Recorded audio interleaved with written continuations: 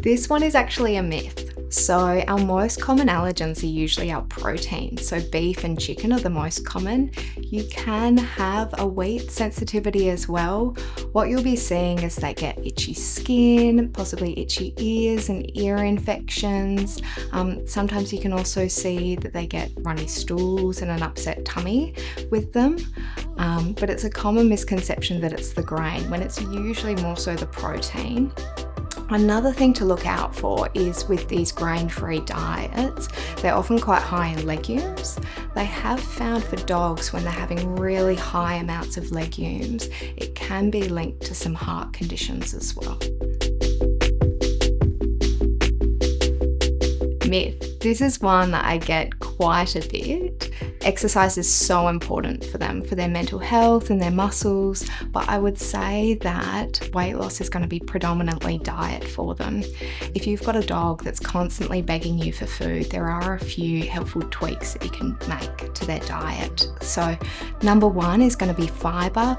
Increasing their fibre will mean that they're able to have a bit more food, there's a bit more bulk to their diet, but with less calories and energy in it. It's also really good for their gut health as well.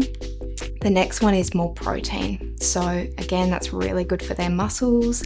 It also makes them feel a lot more satisfied with their meals, so they're begging you a lot less for food. This is a myth, this one. So if you're going back to the ancestors of our dogs, the wolf, they're not just having that muscle of the meat, they're having a little bit of kidney and liver, a little bit of bone. They're also foraging for some fruit and veggies, so they're getting a whole range of vitamins and minerals there. They're not just having that chicken thigh or chicken breast. This is really important as well for our puppies as they're growing. So they have really specific requirements for their calcium and their phosphorus. They also need quite a bit of omega-3 for their brains.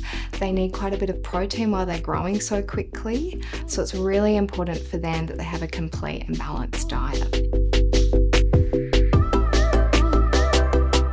This one is true, not a myth. So not all types of diarrhea, but there's some types that will respond really well to an increase in soluble and insoluble fibre.